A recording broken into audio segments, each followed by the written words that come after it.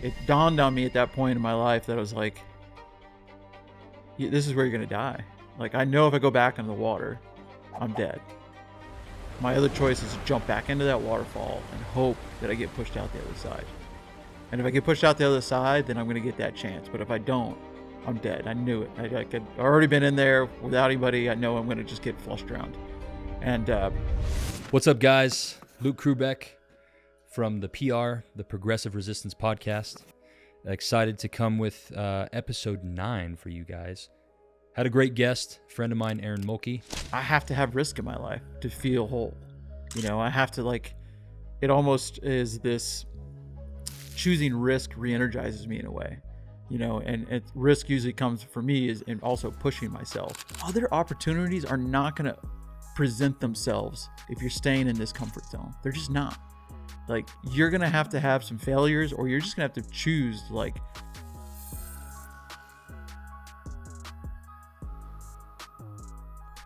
what's up, guys? Luke Krubeck, PR Podcast, the Progressive Resistance Podcast, coming to you with episode 9. Statistically, I'm told that it takes 21 episodes before a podcast makes it. So we're slowly creeping our way there. Excited today about our guest. I'm here with Aaron Mulkey. Aaron, thank you for being here. Thanks for having me, man. Yeah, I appreciate it very much. So as you guys have seen, if you're keeping up with some of the other episodes, some of them are just my ugly face, and then also bringing in some guests and talking about some different topics. So excited to have Aaron here, and I think we're going to go down some exciting rabbit holes with the main topic being our mindset. So to start, Aaron, I want to help the viewers, the listeners, get to know you a little bit about kind of who you are. I've known you for a while. Yeah. And but even as I think you introduce yourself and kind of what life looks like for you now and maybe how you got there a little bit, it'll even educate me a little bit more because known you for a while, but we don't get to interact a ton. So I'm excited to have you here and even for me, maybe even learn a little bit more about what makes Aaron Mulkey. So the magic question. Yeah. Yeah. Well, thanks for having me. Really appreciate it. My name is Aaron Mulkey. People also know me as Cold Fear on social media channels and things like that. I am a professional athlete, ice climber. I think that's the cooler version of me. But in reality, I've worked a corporate job for almost 20 years and balanced that with also being an athlete. In fact, for most of my life, I really kind of kept those worlds separate until I realized that actually, it was more of an achievement to be able to do both versus just one or the other. But lived in Cody, Wyoming since 1997. Grew up a lot of my life in California and then moved to Colorado for college. And then a friend took me out ice climbing, and that's where the true story, I guess, started. Came to Cody climbing on the second time I ever ice climbed before, and I'd been here hunting and things like that before. So I kind of knew Cody a little bit, but I had no idea about the ice climbing. And it was kind of some people had climbed here, but not a lot. And I think, Cody just spoke to me. I think it was the wildness, the remoteness of it really was something that just kind of connected. And it was like, I gotta move here. And so I took a 4-state territory job for a corporate healthcare gig. They needed somebody young and dumb that would spend a lot of time behind the windshield. Right. And and so I was able to take that and basically just worked my butt off and then would climb every open opportunity I had. Now, you said California is where you grew up? Yeah. Where in California? I was born in San Diego, grew up a little bit around the LA area, then most of my time was in Fresno. So, I didn't think it was that bad until I moved away. Well, and then granted, with time doing what it does to some of those places, it probably wasn't, right, when you were there? No, it probably wasn't that bad. But as you go back, as time does its thing, it's like, huh. Yeah. Well, plus, man, you're in the land of milk and honey. You get used to a place like Cody, Wyoming, you go back, it's like, huh. I don't know. Yeah.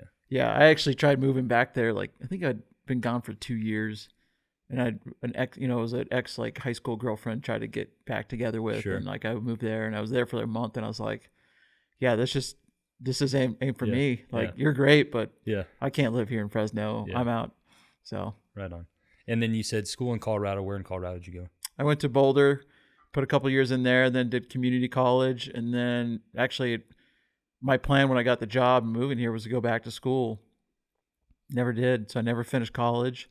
It was a goal for me, but then I think my life just kind of took off, and it was like I never found the time to go back. And then, as I was able to really do well in the job that I had, I was able to, climb up the ladder, and didn't, the degree didn't matter to me at that point. So, yeah, degrees are great, but at the end of the day, it's the freaking work you put in.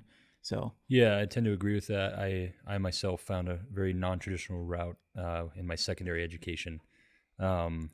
So yeah, I think, and I agree with you on that. I think it can have its place, but sometimes it's maybe given more value than maybe what it truly has. 100%. Yeah. So tell me a little bit about family life. You have children, correct? Yeah, I have 2 kids. One is an adopted. I was only in his life for maybe about 6-7 years. We kind of have an estranged relationship now. I don't really speak with him a whole lot, but my daughter and I are super close. She loves going adventuring with me and all that type of stuff. In fact, as she's gotten older, we're just become closer and closer. And that relationship is pretty awesome to be able to go out in the mountains and go do stuff. And that, she's psyched to go do those things as well. How old's your daughter? She's 21. All right, man. Yeah. Yeah, you and I were together. We first met. I think she would have been probably like maybe 6, 7 years old. I remember. I mean, my memory is her of being just a small child. Oh, so. Yeah.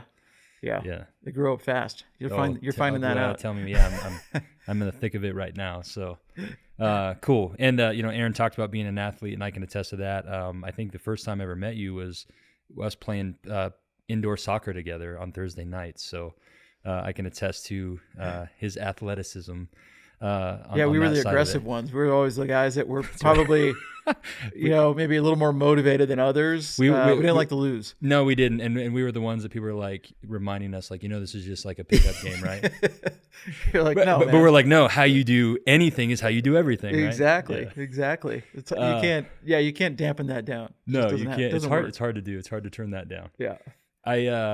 You had said something before we sat down, and you were talking to Phil about, the ice climbing situation around here. And you mentioned it just now about how you weren't really aware of just how good the ice climbing is here in this area. And I wasn't either. And I remember back when we were playing soccer together, I remember you had said a similar thing to me. And I didn't know that statistically, we have some of the best ice climbing in North America, arguably. Really in the world. Honestly,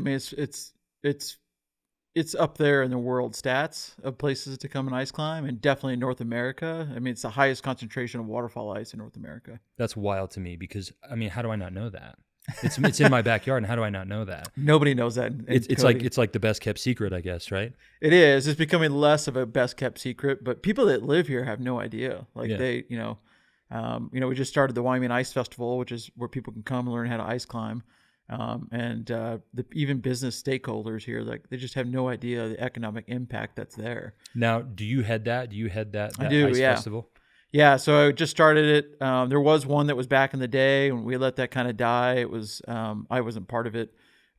Just some old juju stuff that was going on. And so I started the Wyoming Ice Festival, and we just had our second annual Wyoming Ice Festival back in January. Okay. And it's really a place where people can come, they can learn. There's clinics and stuff, and there's evening events, and come and drink and hang out or do whatever. We brought almost 200 people and from over 27 states. So, it was a huge success for our second event. Yeah, sounds like it. Doubled the amount of people that we brought. And we're bringing people here for like 4 days, which is great. That's cool, man. Yeah. And then that's going to continue to be an annual thing, correct? Yeah. Cool. Is it always in January? Is kind of what you shoot for? January, that timing is perfect between other festivals that are out there. Okay. Because there's some big festivals out there that bring 3,000 people, and that would be our goal at some point to be that big. We have the ice fort and everything else, and really my goal is to bring the economic impact to a town that really kind of suffers a little bit in the wintertime, and for them to realize we've got this amazing place up there, and people are going to come from all over the world to come and climb here. That's cool, man. That's an exciting thing to be part of, I imagine, and watch kind of how that grows. Yeah. Especially being as passionate about it as you are, right? Yeah, totally. Yeah. We this year we got out all the high school kids, took them all out ice climbing, and they were just like, holy crap. I'm like, yeah, this is your back door, guys, and They were just mind blown. That's cool. Yeah. Well, Dan, who climbs with you a lot and is a member of the Barbell Club, he's always patronizing me that we need to get me out on the ice. yeah. I'm like, do you have a basket you can just put me in? Because it just doesn't seem like a big man approved activity, and I don't like heights. So Yeah. I was like, I'll do it, but like, you guys just better have a basket you can like wheel me up and down if needed. Like, I love getting like good, strong athletes out because Yeah. it definitely will humble you real well, and it quick. exposes just how Oh, it's Like Yep. me being able to deadlift X amount does not translate to climbing ice. I'm No, certain. no, it doesn't. So Yeah. we'll have to maybe figure that out. It'll be some good content for us to get for the socials, right, Phil? Oh yeah. Yeah. We'll do some pull-up contests maybe. There you go. Yeah, There you we go. can do something. It'll Yeah. take approximately 45 minutes or 45 seconds for my forearms to get pumped out. Yeah, the hang test is usually a good one where Sure. people that are really strong can at least kind of somewhat compete in the hang test. Sure, Just sure. dead hang, body weight. Yeah. How long can you hang on? Yeah. Yeah, that's a good Okay. one. All right. Yeah. Well, cool. We'll have to make that happen. So I always think it's interesting when we talk about who we are, right? And I'm having you do that. Who is Aaron Mulkey? What would your short condensed in the bio of a social media, like who's Aaron Mulkey? Man, that's a tough one, because I've had, I've had various moments in my life that are all very different. I think I've always been driven. I've always been motivated. But there were times in my life where, ice climbing almost became an escape for me. Like it was no longer my passion. It was the escape. And I was going through a divorce, and my life, like my business was failing, and life just sucked. And that was a really tough time for me, motivating wise. Like I was really good at going out and ice climbing, but in my life and my family and work, man, I sucked. I really actually sucked at work up until that point. And it was really up to a point to where, when I was first married and had kids, I was okay at work, but it wasn't my thing, and I really loved ice climbing, and that was the thing I gave 100% to. And got divorced, had this, I gave everything to the business I had, but all that started failing. Kids moved away, and life just really wasn't awesome. And so I really started giving even more to myself. And I wouldn't say I was suicidal in the traditional sense, but I was definitely suicidal in the way that I was I didn't care about my life. It was kind of like if I died climbing this pillar or climbing this route, like it was, to me, the cost, it was worth that risk at that point in time. And it really came to a point where I was kayaking and went into a waterfall. I could give the quick, shortest version of that story, but we were doing a first ascent. So we were kayaking this creek that had never been done. And the buddy I was with, I'd only kayaked once before. It was just a young kid, and he's like, yeah, I scattered it 2 months ago in the wintertime. And I was like, and we got to it, and it was like, you couldn't look at it. It was unrunnable, or it wasn't unrunnable. It was unscoutable. And I was like, listen, if you're good, I'll go. And we ended up dropping into it. I went in first, and I ended up getting upside down. And it was in this cave, and so I couldn't roll my boat. If you imagine like a cave-like feature, and your boat's upside down, you start to roll, it just hits the wall above you, right? Mm-hmm. And so I got sucked down into that thing. And then the third time, as I went back under in this waterfall, and this is really kind of small room, and this waterfall's pounding, and I came back up, and my buddy was in there, but he was upside down. But because I was in there, I was able to help him roll him over, and then he was able to help me get up on some rocks. I'm like basically like rock climbing in this cave, and just to be able to get above the water, because I was about to drown. Like I just kept getting flushed down, and I was able to help him get out. And the plan was, as I pushed him out through this waterfall and he disappeared over the horizon, was for him to get a rope to me. And it didn't take but less than a minute. And I started thinking, I look around and I'm in the overhang. I'm like, there's no way. Like we're in this 200-foot deep granite gorge. Like, I don't know how you're going to get a rope to me. And it dawned on me at that point in my life that I was like, this is where you're going to die. Like, I know if I go back into the water, I'm dead. My other choice is to jump back into that waterfall and hope that I get pushed out the other side. And if I get pushed out the other side, then I'm going to get that chance. But if I don't, I'm dead. I knew it. I'd already been in there without anybody. I know I'm going to just get flushed drowned. And 45 minutes go by. I'm now starting to get hypothermic a little bit, and I realize, there's nobody's going to save me but myself. And that moment in time, making a decision to jump back into that waterfall and knowing that it honestly had a 50-50 chance of living or dying, changed my entire life from that point on. And I finally jumped back in, and kind of got pushed up against this wall, and I was literally on the bubble to go back into the cave or go out.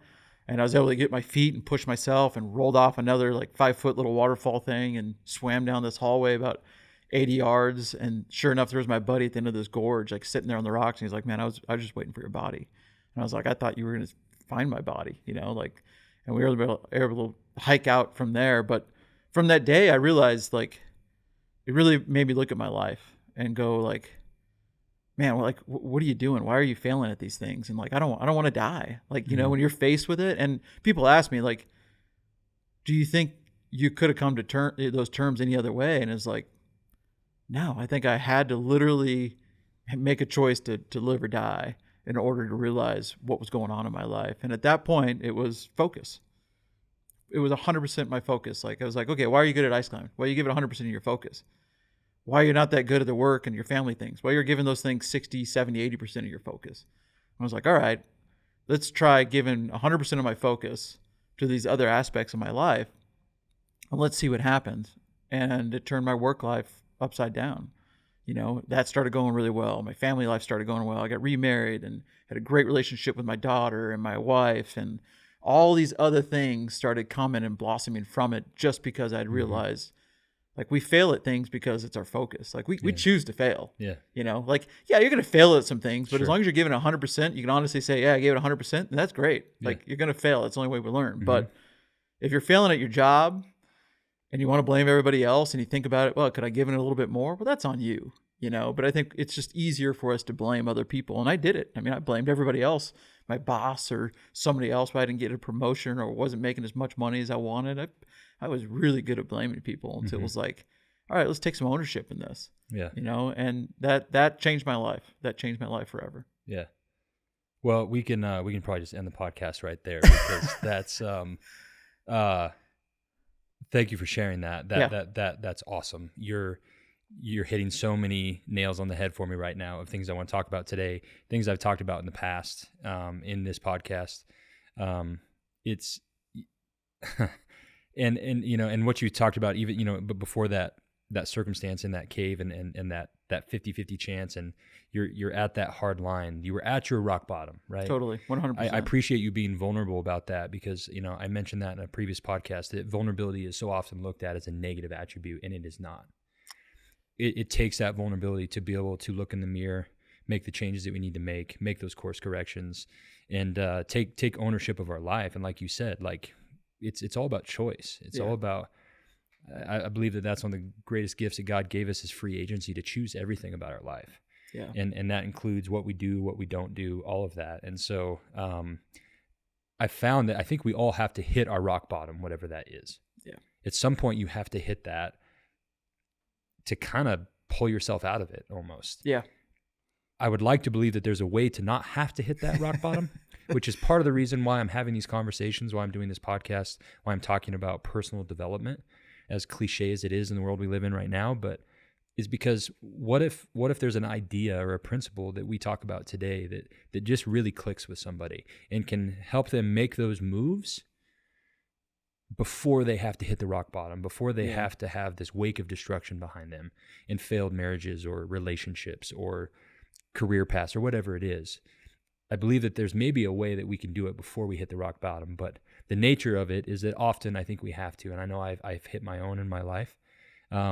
Yours was like a literal life and death situation, but we all have to hit that in order, I think, to pull ourselves out of and get that ultimate perspective that helps us realize like what we're doing, what we're not doing, and maybe what matters most. Yeah. I think it's so hard to be vulnerable because the people that are, especially with social media and things like that, like it's like the people that are going to attack you are going to attack you. The people that you resonate with are usually not the people that are going to be like, yeah, great. This is exactly what we need to hear. It's like, and it's a vulnerable position to put yourself out there in the public too, to be like, hey, come and attack me, and all, that it's, I wish people would be better at sharing more of the positive stuff, like, hey man, this really touched my life. Like and then, for me, those have been the moments in time that I'm like, even if it's just that one person, it's like, that's why I'm doing this. That's why I'm speaking this. That's why I'm doing it. It's not the 10 other negative comments, But I think it's hard. I agree with you. I think it's hard for people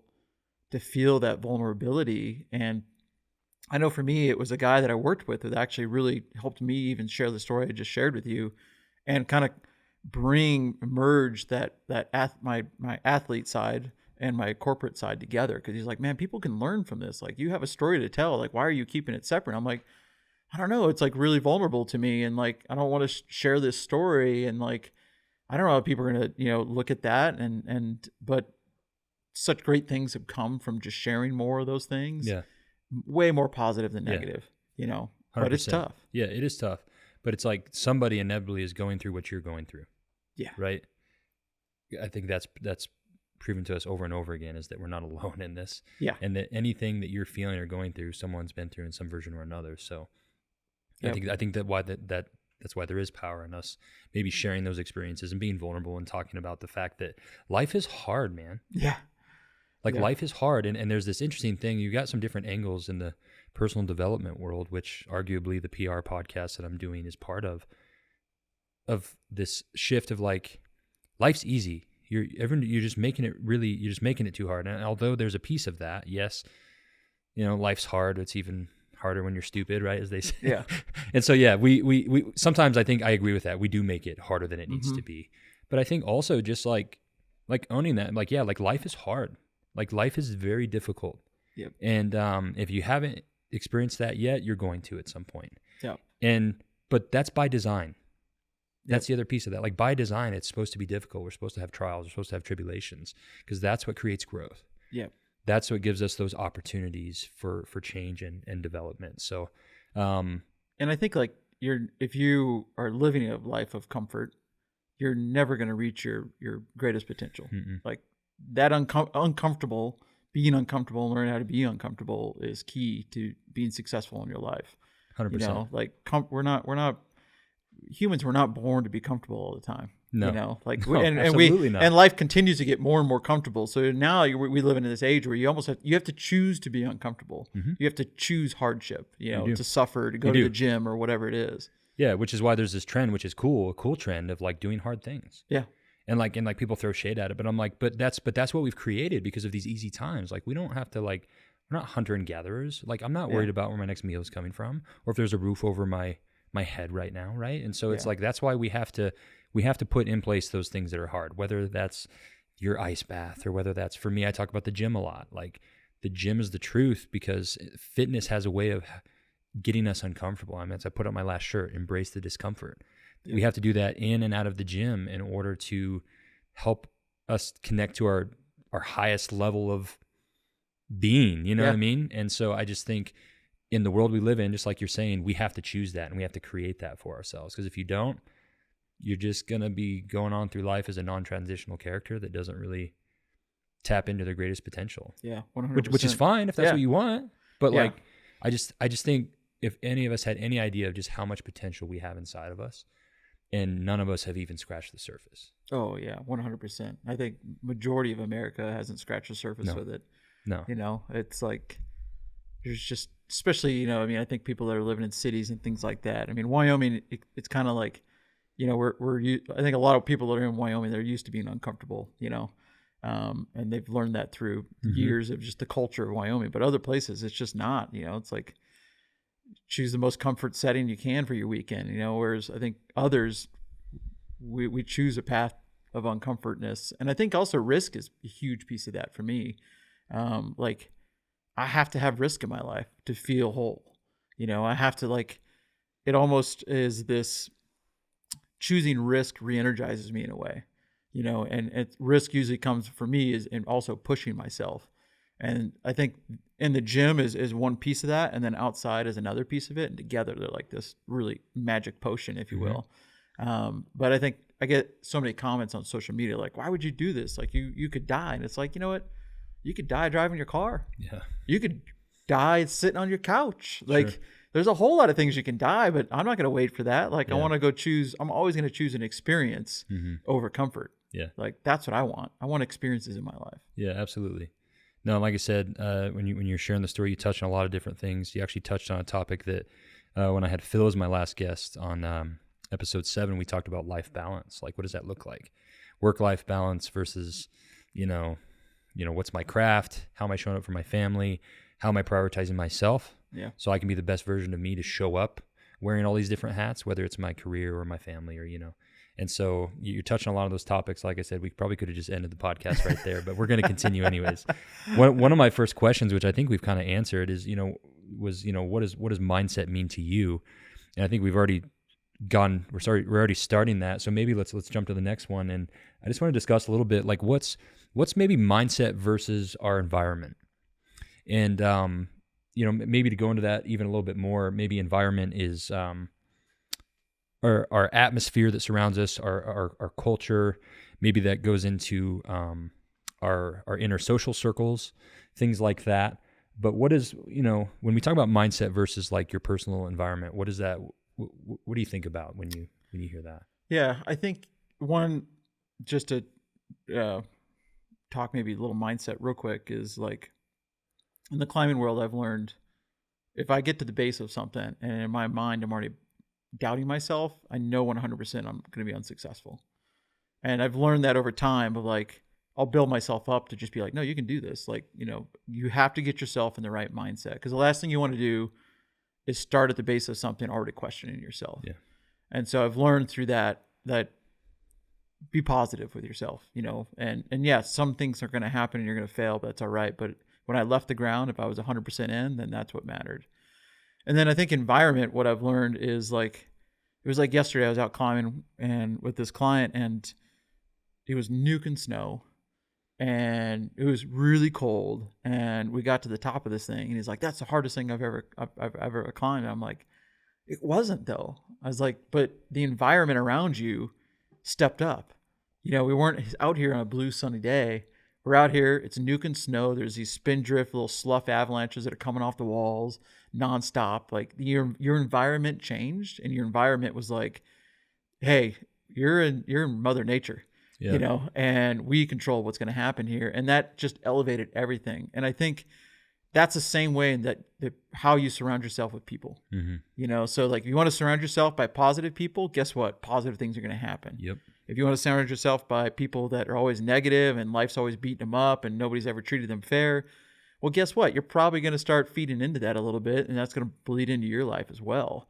And so surrounding yourself by people that are motivated, that are positive, that also want to see you be your best, there's no greater group of people. No, and it really makes sense. And how many times did we hear our parents say, show me your circle of friends and I'll show you your future? Yeah, yeah, that's true. But just how true that is. Oh, totally. Yeah. Just how true that is. And so, there's an analogy, and maybe I've talked about this before, but it's maybe worth revisiting, that was given to me of that your life is a target circle and you're the bullseye.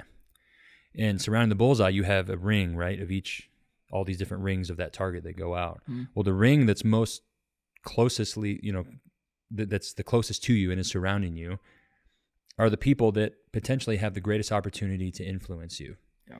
It's your opportunity, obligation, perhaps, to organize the people in your life on your target circle, those being closest to you that help you be and step into who you want to be. Yeah. And those that don't, maybe put them on outer rings, right? Yeah. Now, sometimes that means family and close friends need to be moved out a little bit. And maybe it's not forever. Maybe it's temporary because maybe there's a time of growth where then you can move them back in. Yeah. And it's not like as you're looking at your target circle and you're like, well, gonna have to move cousin Jerry out. And then you call Jerry, hey man, just want to let you know you're no longer on the inner circle. I've got you 2 rings out. It's not that, but it's an exercise of taking an inventory and going, who's in my closest inner circle and is it guiding me to who I want to be? And for me lately, I've really been trying to do things that put me in rooms that maybe I don't even deserve to be in. Yeah. Rub some elbows with people that you could argue I'm not quite ready to be there yet, but they're living their life in a way that inspires me and they have things that I want to have. Yeah. Because that's what's going to help level me up and that's going to connect me to that energy and keep me on the course that I'm wanting to go. Yep. We go through life, and a lot of us, I think, and I'm really trying not to do this myself, but to where we're just wherever it takes us. Yeah. And I'm like, man, I want to be more intentional about this. And that includes who I have in my life. And that includes even down here, I've got,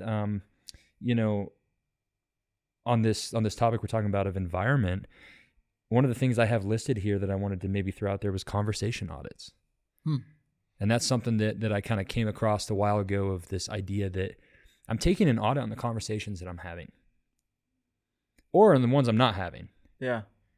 Because that like your environment, your atmosphere that surrounds you also includes what you consume, and that includes your conversations. Yeah.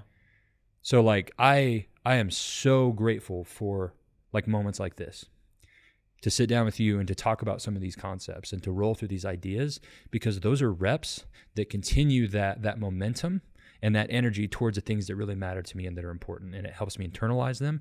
It helps me integrate them into my life. And then hopefully they're more available for use. So a conversation audit could be as simple as, and I did it the other day. I had a member that stopped me, and I asked, I was like, hey, how you doing today? And he immediately came out with a bunch of negative shit. And I was like, hey man, I'm going to stop you right there. I was like, I'm sorry that you're going through that, but you got a really negative spin on that right now. And I just don't have time to really listen to that. Yeah. So I hope it turns around for you. Let me know how I can help you, and, have a great workout. Yeah. And he stopped by after, and he's like, you know what? You're absolutely right. He's like, I was being a little bitch. Yeah. But just having those audits of like, what am I talking about? What am I consuming? Because that truly goes into like how we exist from our day to day, and then maybe how we're going to hire, or how we're going to handle the environment that we can't control. Yeah. Because inevitably those variables are always there. Yeah. But if we can tune in on the things that we can control, then we're going to have better success working through that, I think. Yeah, it's an interesting concept, because if you had gone along with that conversation, you would just really continue to dig the hole with them.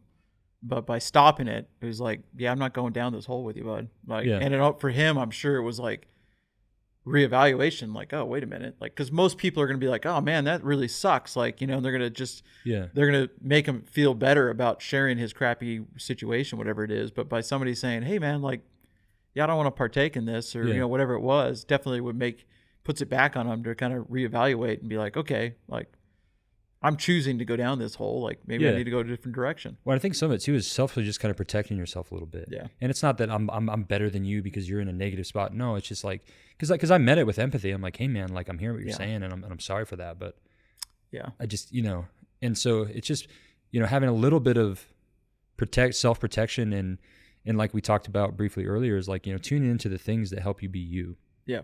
So that then you can show up the way you need to. But like conversation audits is again, not just the ones we're not having, but the ones that we are having. Yeah. And I love that, because it keeps momentum, and life is momentum. Oh yeah. You're rarely stagnant. You're either, it's much like muscle growth, right? When we look at muscle growth, you're either anabolic or you're catabolic. You're rarely in just a state of maintenance, right? Yeah. Which is why I always say maintaining anything in life is kind of bullshit. Yeah. Because there's always improvements that could be made. But your life is no different with momentum. Yep. You're either going to have positive momentum or negative. Yep. And a lot of it's up to us on what we do, and that includes conversations we have, what we consume, and et cetera. And I think on the point of like two things. One, people and work. I'll tie these together real quick, but like people is so important. And I've learned through going out and climbing, like, some of the best partnerships I have, I'm always successful in those. And that's because we're both focused, we're both motivated, there's no negative that's there. And I've been out with people that are not the person I'm going to choose to go out and have a big day, because I just know where they're at mentally. And I know that we don't necessarily align. And so through climbing partnerships, I've learned a lot about like how good my day is going to be is very dependent on the person I'm going with. And I've had really great friends but when I go to the mountains with them, they're just not the people I would choose, because maybe they're negative, they're not as motivated. And when you're on something big, you want people that are going to be there motivating, not be like, I don't know, man, I don't think this is going to go, because boom, there's that doubt in your mind. You need somebody that's like, dude, I gotcha. Like, we can do this thing, and they can recognize when it comes to a point that maybe we can't get it done. And but they've been motivating up to that point, and they're going to leave that decision to you. They're not going to tell you you're going to fail, or they don't want to do it. Right. And I think that's really key. And I think that from the work side of things, I think too many people align themselves in a job and the people and the companies that are never going to want to see the best out of them, Mm-hmm. but yet they give and they give and they give, but they've Right. really set themselves up in this atmosphere with a business that's just not aligned with where they want to go in their life, but yet they get comfortable. Mm-hmm. And then like, all right, this is just comfortable. Like I'm getting a paycheck, and it's like, yeah, but is this company going to take you where you want to go? Right. Like, I mean, that's one of the big reasons. I mean, I retired a year ago from corporate because it got to a point where we were going in different directions, and I could recognize that, and I didn't want to be a part of the direction they were going. Mm-hmm. And so it was like, hey, this is a good point for me to go off and go do something else. Yep. I could have stayed there. Yeah. It would have been really good financially, but it was like, this is not the path I see myself going down anymore. Yeah, and you would not been able to see that if you're not taking inventory of your life. Absolutely. Right? And having those checks and balances of like where you're at, where you're going, et cetera. And I think, what you had mentioned earlier about like you need that risk in your life. As in the entrepreneurial space, I think, and I said it, and I've said it before, but I think complacency or comfort kills more businesses than risk does. Yeah. Yep. And because we need that challenge. We need to be leveled up, and it keeps us working and tuning in to the hard things. So when we talk about the hard things, what's also interesting about that is that everyone's hard thing is different, right? Yeah. And so when you take that inventory, you've got to find out like what's your hard thing, right? Like for me, like fitness, training, like eating whole foods, like that's not hard for me. Yeah. That's not my hard. Yep. Right? Like hard for me from a business side is like building like Excel spreadsheets and like watching statistics. Like that I would rather be shot at. Yeah. Like that's my hard, right? Yep. And so like you got to figure out like what are these things in your business or your craft or your life that are your hard. Yep. And tune in on that and do it intentionally. Yeah. And do it anyways. And I say that all the time when we talk about like the resistance that we face is how do we fight resistance? And I think the best way is to do it anyways. Yeah. Right. I mean, I'm diving into the book. Maybe you've read it. The War of Art. Oh no, but it's on my list. Yeah. Okay. So I started digging into that, and man, it's fantastic already because they're already talking about things that like I've come across in other ways, or I've been exposed to in different venues. But in the beginning of the book, it talks about resistance, and it talks about the resistance that inevitably we're going to face to preface any sort of creativity or working towards a goal, whatever that may be, is that resistance is like a guarantee. Yeah. And I have to believe that you've had that resistance in your life too. Oh yeah. It's like, I think like comfortness never creates opportunity, and I think that the resistance kind of ties into there, but like it just came to me as we were chatting here. Like an example was when I chose to leave my corporate job, which people are like, you're crazy. I was making great money.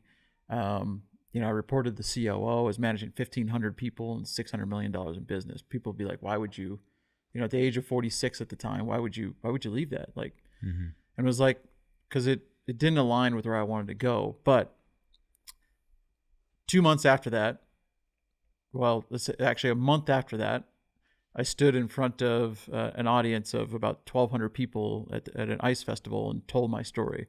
Much longer version of what I just said earlier about the waterfall. And that happened literally on an airplane because I was going there. I was going to do this talk about ice climbing that I'd done many times. And I was like, man, let's get up there and talk about something real. Like people can recognize finding balance in their life and like wanting to do their passions, but also their work and their life and their family and all these things. Like, let's do something real. Like, just expose yourself. And that was honestly the first time I exposed myself and my story. And standing in front of a group of people and saying, hey, yeah, in 2010 I was bankrupt. I filed bankruptcy. I was at the bottom of my life. This is what it looked like. Was the most vulnerable I've ever been in my entire life. The crazy thing is the global vice president for GE Healthcare happened to be in the audience and comes up to me after and says, hey, would you like to speak in front of a sales group, be a keynote speaker for 600 people in May?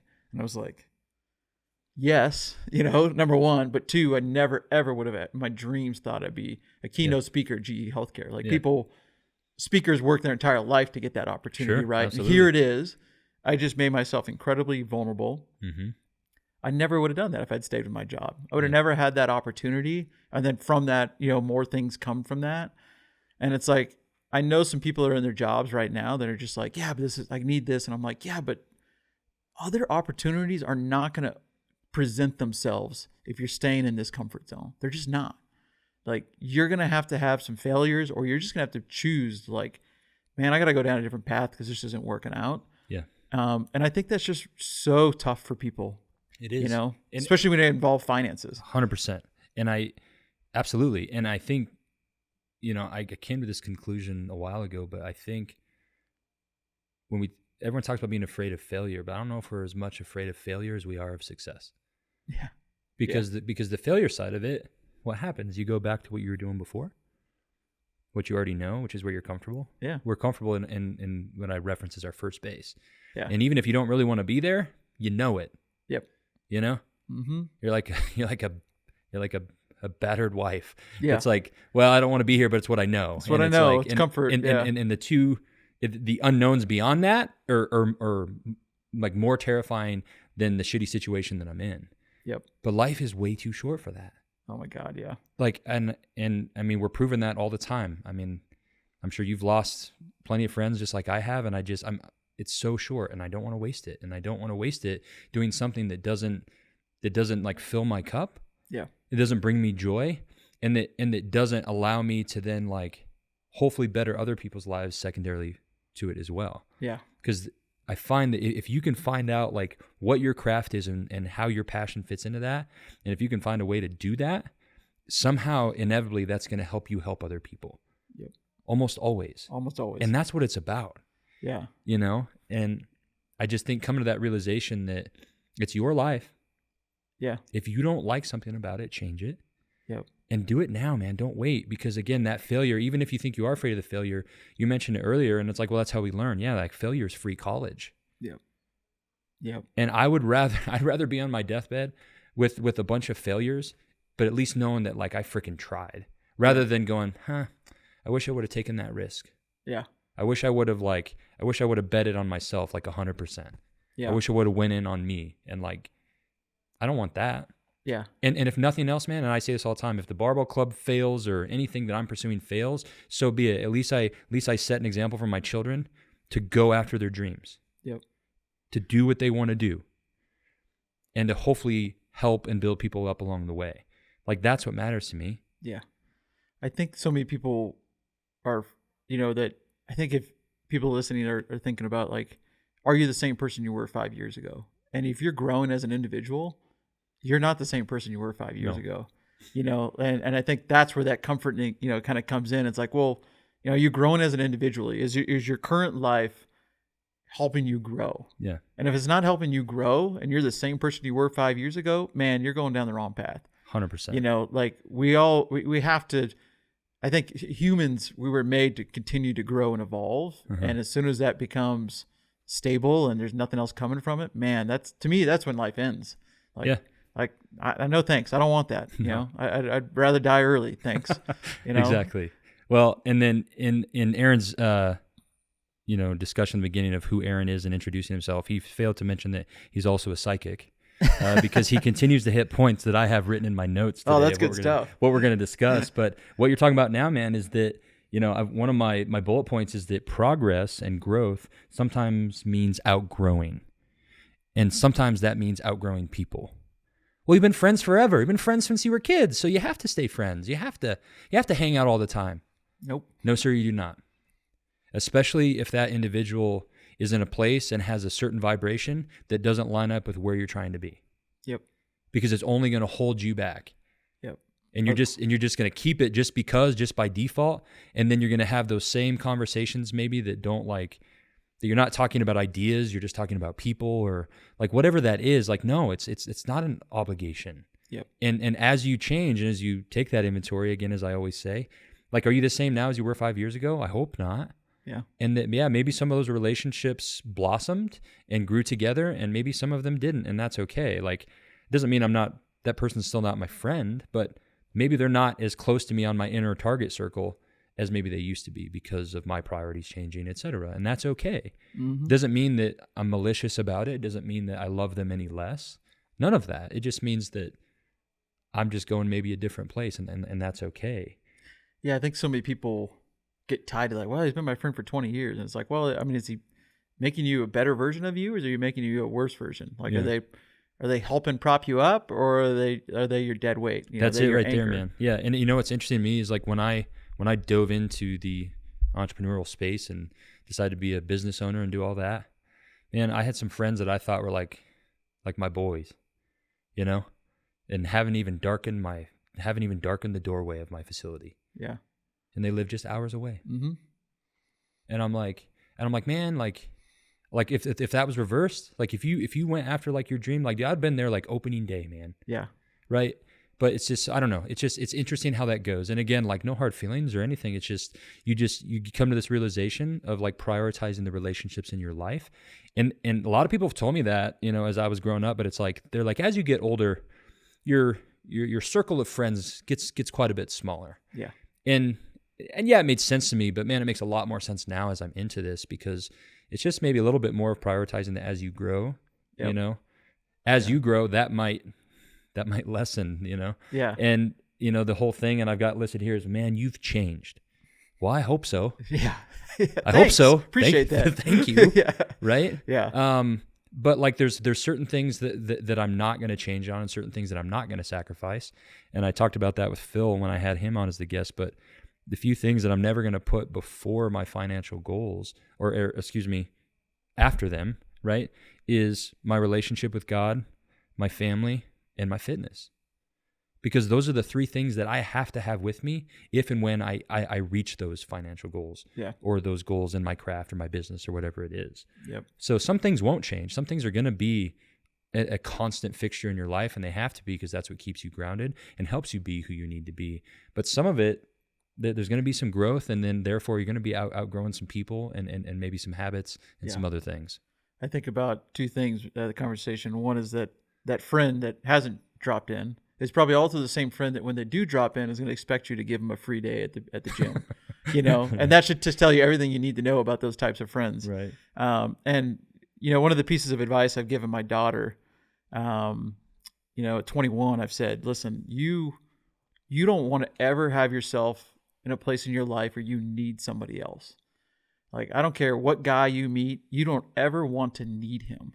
I was like, you want to be in a place in your life where you meet somebody that makes you better, and that you're not dependent on them. They're somebody that just makes your life a little bit better. Mm-hmm. And, you know, my wife is that way. Like, she doesn't need me. Mm-hmm. I don't need her, but we make each other better. Yeah. And I think that is like the secret ingredient in a way, maybe not so secretive, but to a really good, strong relationship too, is that I don't need you, you don't need me, but we make each other better. It's self-reliance. Yeah. And she just had this boyfriend was with her she was with him for like 4 years, which is incredible for her age. And the last time I was there, we had a conversation about, well, what's happening after college. She's about to graduate. And we talked about the same conversation, and she really has done a great job of living by that. And I got back home and she told me she broke up with him. I was like, well, why? She goes, what he wanted to achieve in life, just, you know, it didn't impress me. You know, like, I think he just wanted to choose what was going to be easy after college. And I want more than that. Yeah. I want to go do these other things. And he wanted to go right back home, go to a comfortable job. And I wanted more out of life than that. And so that was it. And I was like, literally, that's it? And she's like, yeah. She's like, I love him, but like, where we want to go in our life is just very different. And I was like, God, I cannot believe that you're 21 years old, you know, because good for her, man. My 21-year-old would have been like, no, I don't know. This is great. Sure. Whatever, you know, but, you know, I think hopefully she's learned from my failures, you know, and having open conversations with your kids like that is super helpful. Making yourself vulnerable to them, you know, is really key. Absolutely, man. I couldn't agree more. And, and I commend you for you know, teaching her that and guiding her on that path of like that self-reliance of like finding that comfort in who you are, figuring out who you are and who you want to be, and be that, and let you know, adding people in the relationship realm that support that and and boost that. But Yeah. you can't wait for someone else to create it for you. Yeah. I think too many people rely on certain things, whether it's an individual or even their job. Like, oh, I have to have this job or else everything ends. Like, you don't ever want to be in a position. And that's what corporations want. You know, they want you to be dependent on them. You know, you don't want to be in that position. You want to be able to, if you can say, you know what, I'm not good with this and I quit today, financially being in a position where you can do that, that's the strongest position you could possibly be in your life, where you get to choose where you want to go and how you want to do it. There's nothing better than that. And I think there's nothing better, like even freeing for yourself to be in that position. And you as an entrepreneur, you are exactly that, right? You get to choose what you want to do and how you're going to do it. But there's not as many entrepreneurs. So many people are working for a corporation or a company and they're relying on that. And man, it's great. And there are great companies to work for, but if you're in a position where I don't like this, but man, I can't quit, man, that sucks. 100%. Yeah. I mean, that's how the battered spouse stays in the relationship, because there is no other option. I have to be here for this until I find a window of opportunity. It's like, man, I don't want to live my life that way. No, absolutely not. Absolutely not. And then it creates a weird justification of why you're staying and why you're not doing the things. And it just becomes a vicious cycle. And then it's inevitably going to create a life of regret. And it's just not going to help you tap into the potential that's ultimately been, I think, divinely planted in you. Yeah. And so, I think those are important things to always consider, you know. And you mentioned something earlier that I want to touch on next, which is working off vulnerability again. But we're talking about these things like, you know, they're common knowledge and it's just something you need to do. But again, we also admitted earlier that it's not easy. Life isn't easy, and taking those risks and maybe leaving that dead end job to chase your goals, it's scary, man. Yeah. It's scary. I found myself in the ER when I was opening the Barbell Club because I thought I was dying. Resting heart rate was 120. Thought I was having a heart attack, like all sorts of stuff of like, because of the you know, the risk I was taking both financially to everything else and the unknowns. It's not for the faint of heart, but once you start taking those risks and you get rolling into those things, like you start realizing what you're made of. Yeah. And ultimately, like, that's what I want to do is I want to find out what I'm made of. And the more you do those things and the more that you can kind of hone in on perhaps what your environment is or what your non-negotiables are, I think that also plays into you being the person that's more ready to take those jumps and those risks. And, you know, as you take those risks and you do those things and you put yourself out there, people are always going to hate on you and work to disqualify you. Yep. Constantly, right? Yep. And imposter syndrome is a thing. And I'm sure you've had moments of feeling that imposter syndrome. And I can only imagine when you talk about those speaking engagements, you know, and you're trying to figure out like, what am I going to talking about? And like, why am I here? So let's talk a little bit about that, because people that are listening to this, if anyone's in the spot that we're talking about that they don't want to be in, and they're like, yep, I need to take that jump. They're going to face the resistance that we mentioned earlier, that I'm reading about right now in the War of Art. They're gonna meet that resistance, and one of the most familiar faces of resistance is imposter syndrome or self-doubt. So let's talk about that a little bit. Like, what does that look like? How have you experienced that, and how do we get through it? Yeah, I mean, nobody can criticize me more than I criticize myself. Same. I am my own worst critic every single day. And I think, unfortunately, you also have to you have to be that a little bit. In order to be your best, you got to be able to welcome criticism of yourself. You know, if you think you're great and, you know, you don't stink, well, guess what? You know, you probably do. And you're not going to grow as an individual either. Yeah. You know, I think back to doing that GE thing. I met the night before, and I remember walking into this room where there was going to be 600 people, and, you know, it was a real deal. You know, I was like, what are you doing here? You have no place being here. The keynote speaker for GE Healthcare. Are you kidding me? Like, you're nobody. Like, and I beat myself up that entire night. I think I slept an hour, and I woke up at 4 a.m. and I just couldn't sleep, and I continued to just beat myself up. And I said, okay, like, we need to get yourself out of this. What are you going to do? And the first thing that came to my mind was like, I always feel good when I go to the gym. So I went to the gym. Good.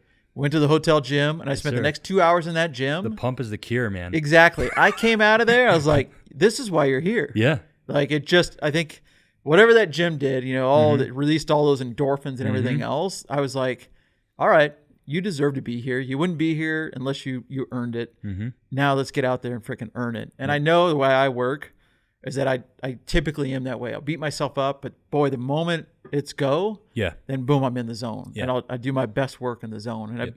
climbing and kayaking has always taught me that. Like if you can keep a cool head in the zone, and that's where you're your best, that's where I want to be my best for sure. And as soon as it was go time, it was go time, and everything went perfect. But I had to go through that process in order to create that output. Yeah, and I think, and if you do those things enough, you start to realize that that's part of the process. And Totally. so instead of running from the self-doubt or the imposter syndrome, you're like, oh, hey, old friend. Yeah. And then now suddenly it doesn't have as much power because you're not resisting it. There's this law of the universe that says what you resist persists. And the more we're like, I don't want to feel that, I don't want to think that, like, just like acknowledge it. They're intrusive thoughts, so acknowledge them, right? Yep. So maybe the greatest things I learned in counseling was like, when you get intrusive thoughts, acknowledge them.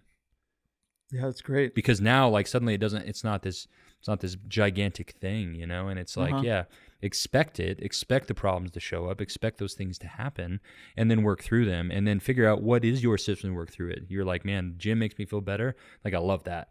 Preaching that all the time, right? I'm like, it's the truth. The pump is the cure. I'm like, it's the best place to start on building the life and the version of yourself that you want is fitness. Yep. I'm telling you. Oh yeah. Because 100%. it aligns, it does so many other things, and if people give it a chance, I say it all the time, it's a tributary of positivity to the rest of their life. So I love that, like, you hit the gym before that, because that's what, like, gets you in the mindset and gets you rolling. But I just think recognizing that imposter syndrome is real. Man, I had it this week leading up to this podcast. I had it before my last one. Like, the last, I'll be very vulnerable here. The last, like, month has been a pretty tough one for me. I got a little PTSD around this time of year from some loss of some friends, some times in my life where I was hitting my rock bottom, and it's familiar when I get to this time of year, and it's been weighing on me a little bit, and I can feel that getting in the way of me presenting and being who I want to be. Yeah. But I'm also trying to find that sweet spot I'm talking about of just, like, acknowledging it and then working through it, doing it anyways. Before we sat down a couple weeks ago to do episode 8, we filmed it at the gym, and Phil shows up, and I did not want to do it. I did not want to do it, man. But, like, I was like, here we are, and the best way to combat it is sometimes just to do it anyways. And I ripped. Like, it turned out to be a great podcast. And, like, this one, I'm leading up to this one, I'm like, mindset. I'm like, dude, my mindset has intermittently not been very great. And one of my self-doubt or imposter syndrome is like, well, you're going to go on this podcast and talk about personal development, and you're like in the middle of the journey of your own personal development. Yeah. So, like, you're not qualified, but it's like, that's what qualifies me. Yep. Because we're all in that journey. Like, I'm not on this. I didn't start this podcast because, well, I have so much to offer, and I've been there and done it all, and I can just help people. No, man, it's because I'm in the thick of it, and I'm still figuring it out. Yep. So let's work through it together. Let's talk about these ideas, and let's have these conversations, that conversation audit again. Let's keep the flow and keep the vibrations. And that's what qualifies me, not because I've been there, done that, and because I'm perfect. Hell, I am far from it. And at least twice a week, man, I want to burn it all to the fucking ground. That's part of the process. That is, you know, and understanding that. And then if you can get in the rooms with people that are ahead of you in business or entrepreneurship, if they're vulnerable enough, they'll tell you the same thing. Yep. And, like, I remember I heard that. I went to a mastermind, and one of the guys was sharing that. He's like, at least twice a week, I want to burn it all to the ground. And his wife happened to be sitting next to me because they had just come real quick to do the speech, and there was an open chair by me. So she sat next to me. He's like, ask my wife. At least twice a week, I want to burn it all to the ground. And she's like, yep. Yeah. Like, and I'm like, okay, so that's normal. Like, it's normal to, like, have that ebb and flow in those downslides that you feel like you're on. But the key is that you're growing from that, because you're choosing to focus on it versus run away from it. Exactly. And yeah, it sucks. Here you are, but you're focused on it. You're navigating it versus a lot of people will just run the opposite way. Right. I mean, I think that's the reason people drink and do drugs, is the escape. And it's the reason that I was climbing and doing dumb things, because that was my escape. My drug was creating a ridiculous risk for myself that allowed me to not think about anything else going on in my life. Mm-hmm. The same reason somebody drinks, the same reason they do drugs. You know, you're choosing to go, all right, this is what it is. Let's freaking deal with it. Let's go. And that's how you're growing through it. I mean, I think that's the answer, but I think that's not the easy choice. Right. That's the hard choice. It is the hard choice. And especially just taking the first step towards it. Oh, yeah. You know, once you got on that stage, like you got in your flow state and you ripped. Yep. Right? Yep. But it was everything, all the resistance leading up to that to keep you from doing that. Because if you give into that, then whatever you want to call it, the adversary, the evil of the world, the things that want to keep us put, they win. Yeah. And then there's no progress. And then you don't help people. And then we don't inspire people. And then we don't grow. And then we don't. So like we just can't give in to resistance. We have to expect it. We have to work through it and figure out what that process is. And then every time it happens, it becomes it's like, hey, old friend. Yeah. There's imposter syndrome again. So, yep. But it's not for the faint of heart. And I just think, but talking about those things and helping people understand that that's normal in the process of personal development and a career shift and chasing your dreams, that is a guarantee. Yeah. And I think you realize that you're self-reliant. Your success is really based on you. You're not expecting anybody else to create the success for you. And I think I had to learn that through climbing, because early on, I think I always wanted somebody else to create that success for me. Like, oh, it's the wrong job. You know, they're not, doing me right, blah, blah, blah. And climbing is like, nobody gets you to the top. Mm-hmm. Like, if you're the leader, it's up to you. Whether you get up there or you're not, that's on you. What style you do it in, that's on you. But nobody else is going to get me to the top. Kayaking, like nobody's going to get to the bottom of that waterfall or bottom of that rapid. Like, it's you. Mm-hmm. And I think that's really tough for people. And that mentality, I think you've clearly got it, but not many people have that. It's like, no, I want somebody else to create my success for me. It's the wrong place. It's like, no, you have gone, hey man, this is, being an entrepreneur, you're choosing like, all right, I'm going to be the success. I'm not going to be relying on anybody else to create it for me. And that's uncomfortable. Yeah. I think extreme ownership is ultimately what it takes for us to become our best selves. And you had talked about,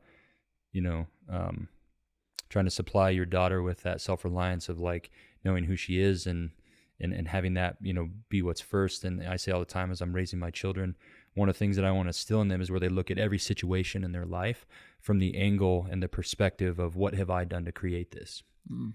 Because right now we live in a very disturbing state of everyone's a victim all the time. Yeah. And I just can't stand for that. And there's no growth there. And you're not looking in the mirror. You're not doing the things that help you take the inventory and tune into what you're doing or what you're not doing. We have to look at it from that angle and take that ownership, like you're saying, because it's got to be you, man. It's not going to be anybody else. Yep. We all have our own life. And this analogy of it, or metaphor being that you're the director of your movie and you're also the main character. Yep. Like nobody else is going to choose that for you. So, and like if you had any idea just how much you're capable of, because like do we rarely tap into it, and so it's exciting for me to think about that, and try to maybe break the mold a little bit. We talk about breaking the mold. It got me thinking about this. There was like this essentially like a social experiment they did, and I've not gone down the rabbit hole to see exactly if they did the experiment or if it was just like an idea to create a point. But have you heard about the experiment they did with the 5 monkeys? I don't think so. So I pulled it up, so I won't even have to paraphrase it. But it's brilliant and it's fascinating, and it's the place that I found myself in at one point, and I think a lot of people find themselves in. So, is it a recent study or what? Is again, it? I don't know. Okay, I don't know if it really happened. So like, don't crucify me on like not like quoting the source and the timing of everything, but let's just pretend it happened. But it's fascinating of just how much it parallels how our own life works. And it really ties into what I think I talked about in episode 5 of the podcast, which was the programs that run our unconscious mind. We have programs just like a computer that run us. And some of those programs are good and some are bad. And the programs that we have were generated by how we were raised, right? how our parents raised us. And because those programs were running in our parents, possibly from their parents, possibly from there. So it's generational. And it's this thing that continues to exist unless you take an inventory and figure out which programs do I have running, which ones are good and serve me, and which ones do not. So that's what we talked about in episode 5. And this ties into the same thing. So I'll just read this real quick. But it says, have you ever heard of the story of the 5 monkeys experiment? It may sound familiar when you think of your organizational culture. It goes like this. 5 monkeys were placed in a cage as part of an experiment. In the middle of the cage was a ladder with bananas on the top rung. Every time a monkey tried to climb the ladder, the experimenter sprayed all the monkeys with ice water. Eventually, each time a monkey started to climb the ladder, the other ones pulled him off and beat him up so they could avoid the icy spray. Soon, no monkey dared go up the ladder. Okay?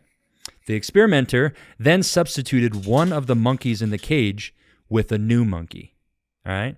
The first thing the new monkey did was try to climb the ladder and reach the bananas. He's like, hell yeah, there's bananas up here. No one knows about it, right? After several beatings, the new monkey learned the social norm. He never knew why the other monkeys wouldn't let him go for the bananas because he had never been sprayed with ice water. But he quickly learned that this behavior would not be tolerated by the other monkeys. One by one, each of the monkeys in the cage was substituted for a new monkey until the original group remained, till none of the original group remained, right? All new monkeys. Every time a new monkey went up the ladder, the rest of the group pulled him off, and even those who had never been sprayed by the icy water. By the end of the experiment, the 5 monkeys in the cage had learned to follow the rule, don't go for the bananas, without any of them knowing the reason why. We'll all get sprayed by icy water, but they didn't know that, right? If we could have asked the monkeys for their rationale behind not letting their cage mates climb the ladder, their answer would probably be, I don't know. That's just how it's always been done. This story, whether real or fable, as it says, so again, I don't know if it was a real one, but captures a persuasive theme in many organizational cultures. We tend to do things the way we're told they've always been done without questioning or revisiting the reasoning behind it, even long after the reason ceases to exist. Do you feel like a caged monkey in your current work environment, right? So it just starts going through this idea, but that concept deeply connects to what I was talking about in episode 5. We have these programs that run us, right? And I think one of the examples I gave was like a scarcity mindset, right? Maybe you have a scarcity mindset because the home that you grew up in, there was always fights about money. Maybe that existed because their parents grew up in the Great Depression, and like maybe that's where it started, right? It's just really fascinating when you start going through this, and it's interesting. It's like we don't sometimes know why we're doing things, or we're just doing them. It's like, well, what if you take that inventory, and what if we think outside the box a little bit and break this mold that we're in? Because maybe some of the things are good, right? And I use that example too of like maybe you grew up in a home where like charity was first, and you were always helping other people. Awesome, keep that program running, right? But again, you've got to tune in. You have to take extreme ownership, take that inventory of your life, and then hopefully figure out, okay, how is this affecting my mindset? How is it affecting my environment, my atmosphere, my vibrations? And is it helping me work towards the individual that I want to be, that I can see in my mind's eye, or not? It's kind of like, it's all like, I mean, people maybe get frustrated when they're being questioned, they're questioning things. It's like, no, we should question everything. Like, question it all, and if it makes sense to you, it makes sense to you. But like, for that exact reason, like, why are we doing this? Well, I don't know. It's the way we've always done it. Okay, but why? Well, questioning doesn't even mean questioning doesn't mean that I'm immediately assuming it's wrong. Totally. You're just pondering help me it. Understand. And, you're thinking about it. And my favorite definition of active listening, it came from Jordan Peterson, where he said active listening is sitting with the person as if they know something you don't. And that's that pondering. That's the beauty of like being open to conversation and ideas. And it's pretty fascinating stuff. But when I first came across that, it was awesome. I'm like, wow, that's really, really interesting to think about. It is. And I have to imagine, like, I'm trying to sit here and think in my own life, like everybody has something in their life that is that software's been there. So like, what is it? Like, I have to imagine every single person, and whether you figured it out already or not, everybody had some point in their life is like, wait a minute. like, why am I doing this? Or why do I believe this or whatever? And they've questioned it, or they haven't figured that out yet. But I think that story, that, you know, project there definitely makes you start thinking about things like, which is great. And that's the way we should be. You Absolutely. know? Well, I kind of want to wrap this up, Aaron, by tying things. I'd be remiss if I didn't tie it back into fitness, right? And I know fitness is a big part of your life. It's part of the functionality of what you do with ice climbing. But I know, I'm certain, correct me if I'm wrong, but I'm certain it also exists in your life for other reasons, and it being a release for you and helping you stay mentally sound and things like that.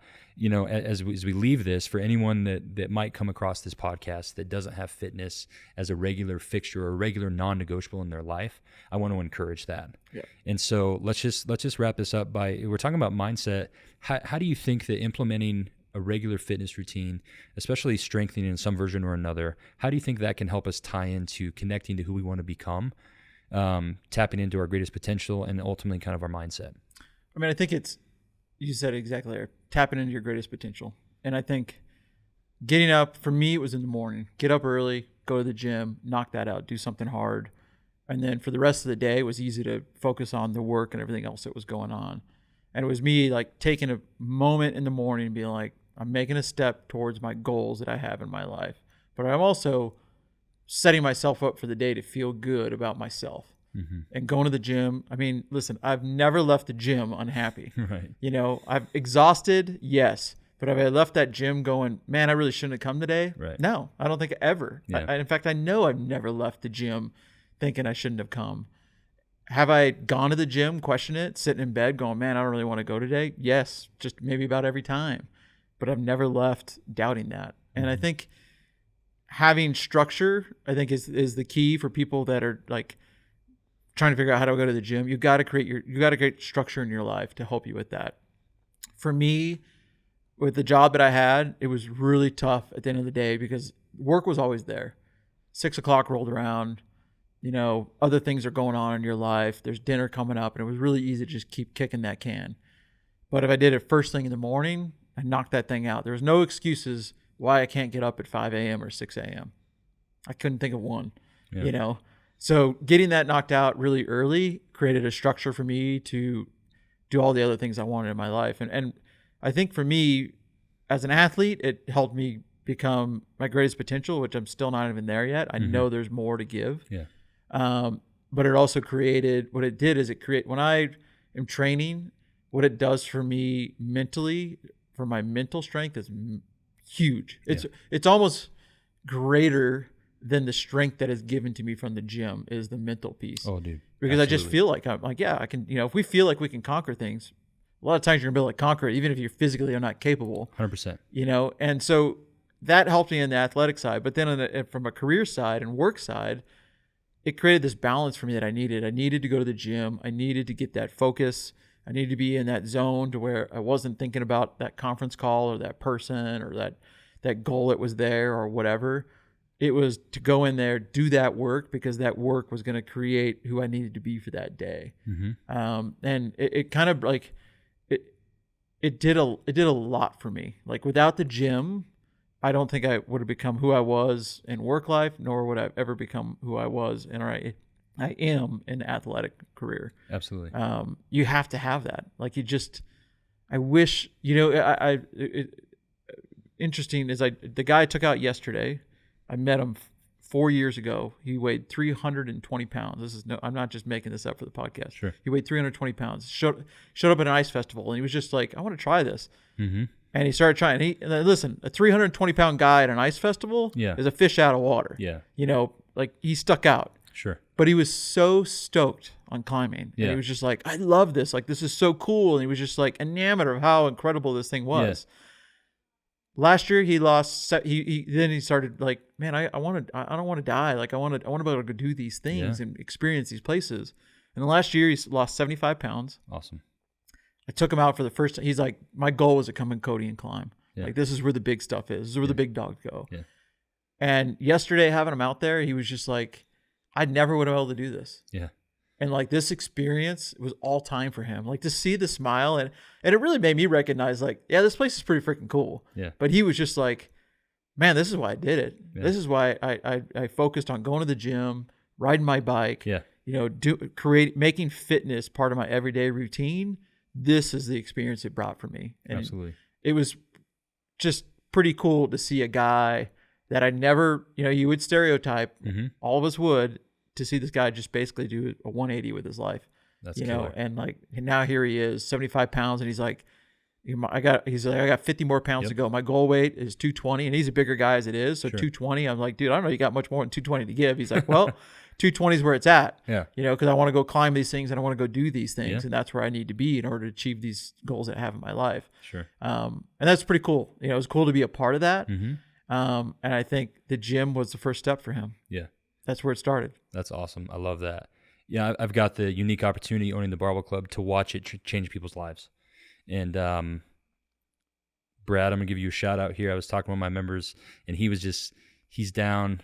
I can't remember what he said. He's down like 15, 20 pounds already, and he's noticing differences when he's rolling at jiu-jitsu. He's like all of these things, like increased confidence, like it's just like a different drive for life. Like these things that just come from him strength training. Yeah. And I'm like, if people just give it a chance. So, what you talked about is you prioritize as a non-negotiable. You figured out where it was going to fit in your day best. And then for you, that was the morning. And I tell people that all the time. If you're going to implement fitness, figure out a way to have it as a fixture where you plan your day around your workout and not your workout around your day. Because if you do the latter, it's going to fall off. You're going to be like, I didn't get to it today. It has to be structured in there, and you have to find a way to do that. And I'm like you, bodybuilding, powerlifting aside, and all my physique goals and everything else aside, it's what keeps me from killing people. It's my therapy. It's what keeps me grounded and keeps me sane. It's my anchor. Yep. And I'm excited to provide a place where people can find that for themselves. And I encourage anyone that's listening to this that if you do not have fitness, especially some version of strength training in your life right now, you need to, because it's going to help you increase your confidence for those risks that you want and that you need to take. That person that you know that you want to be and that you need to be so that you can show up for your family, for your children, you can have the health to do so and do the things you want to do. Maybe it is a functional component like this gentleman that fell in love with ice climbing. There's all sorts of reasons why, and our reasons are going to be different for each one of us, but we have to prioritize our fitness, because I do believe that our outer appearance and our fitness and our body does reflect what's going on in the inside. Yep. Whether our mind, our heart, our soul, any of it. And I believe that a strong body is a strong mind, and a strong mind is a strong body. And fitness and strength training will allow you to connect the two in ways that very few other things do. Yeah. So I think like the gym is the cheapest and most powerful drug you can take. The most underused antidepressant on planet Earth. 100%. Yep. Yeah. And it's right there. It's right there. And you don't even need a prescription for it. You don't. So, no. They hand it out. Yeah. All you got to do is walk outside. Walk outside. Yeah. Maybe a small investment on a gym membership. But it's worth it. And again, I just encourage anyone listening, if you don't have it in your life, plug it in, because it's going to help you connect to your greatest potential, tap into that like we've been talking, and ultimately it's going to help you with your mindset. So I encourage that. Aaron, thank you so much for being here today. Thanks for having me. It's just fantastic. I could talk for another hour, but Phil would cut the lights and the power and wouldn't let me do that. But thank you so much for talking about mindset with me today. I'm inspired. I wish it was Monday so I could just go out and crush the week right away again, because I'm ready to rock. So thank you, man, so much. And maybe we can do it again. Yeah, dude. Absolutely. Thanks for having me. Appreciate your time. I know you're busy, and honored to be here. Cool, man. Until next time. You got it.